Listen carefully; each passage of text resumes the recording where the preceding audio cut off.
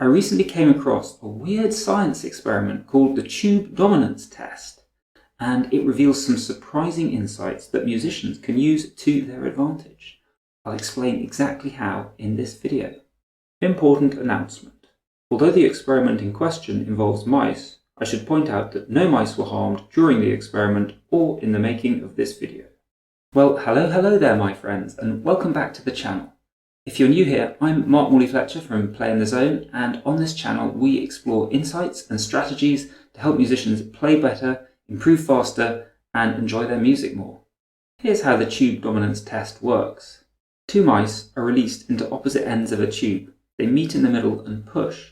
The more dominant mouse will force its opponent out of the tube.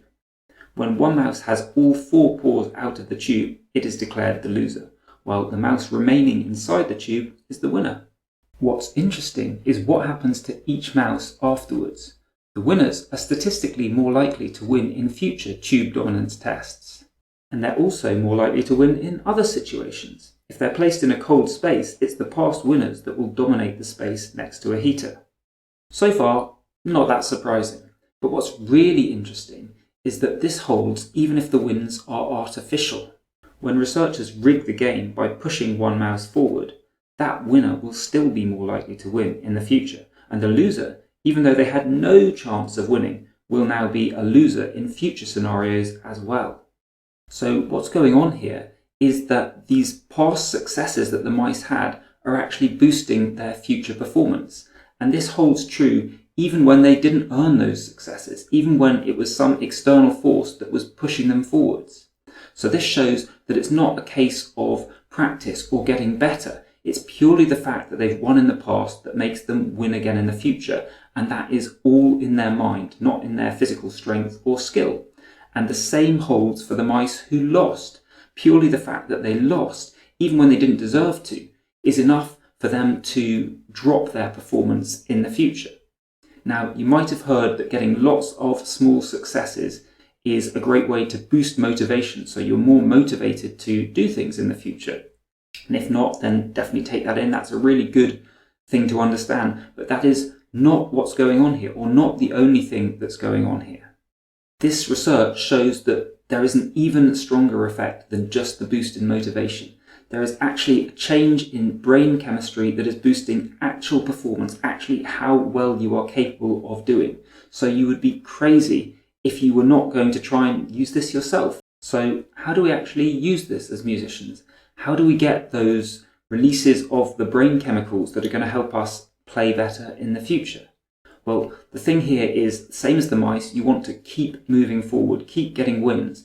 And since in this case, there isn't really an opponent in music, we're not battling against another mouse in there, what we want to do is make sure we're successful in the goals we set ourselves. So that's how we're rigging the system. We're setting up goals that we know that we can achieve. So we get those successes, we get those release of those neurochemicals, that dopamine, all those other things, that is actually going to give us a better chance of being really successful in whatever we do next.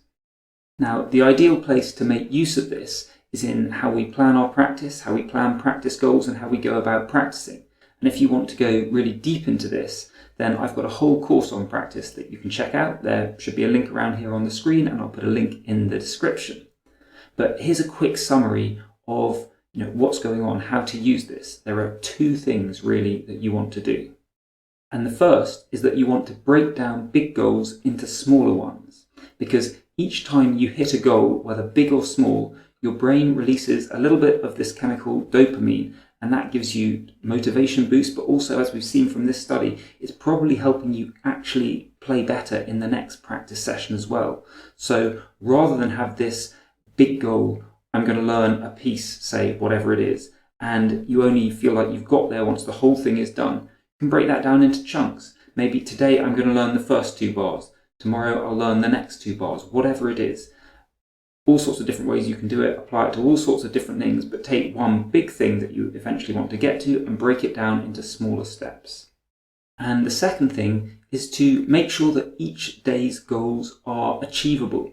It's something that you can do, because that way each day you are getting that little dopamine hit from achieving it. And this can be from making them smaller. The smaller they are, the more chance that you actually hit them in a given day. But the other thing is just to make sure that they are a level that you can definitely achieve. You don't want to be banging your head against a brick wall trying to get up, a big step in the ladder. Big step like this, and it's going to take you loads of attempts and lots of failures before you get there. If you make each step really small in terms of just how big a step up it is, how big a increase in the level of difficulty, then okay, you're moving forward more slowly, it feels like, but each time you are succeeding in going up to the next step, pretty much guaranteed, because you can rig the game so that it is something that you can do, and then you are moving up slowly but steadily, and each time you're boosting your motivation with these reward chemicals, but you're also increasing your performance. So when you go for that next step the next day, you've actually got a better chance of getting that as well. By the way, if what I've just shared here was useful for you, then I would love it if you would give this video a like. Seriously, I genuinely appreciate it. And another thing that is going to help give you consistent wins is when you can show up and practice on a regular basis. So I recommend that you check out my video on how to practice every day next. And if you'd like the special practice and performance tips that I only share with subscribers, then head on over to playinthezone.com and sign up for the emails. They're free. I've been Morley-Fletcher. Thanks so much for watching. Take care, and I'll see you in the next video.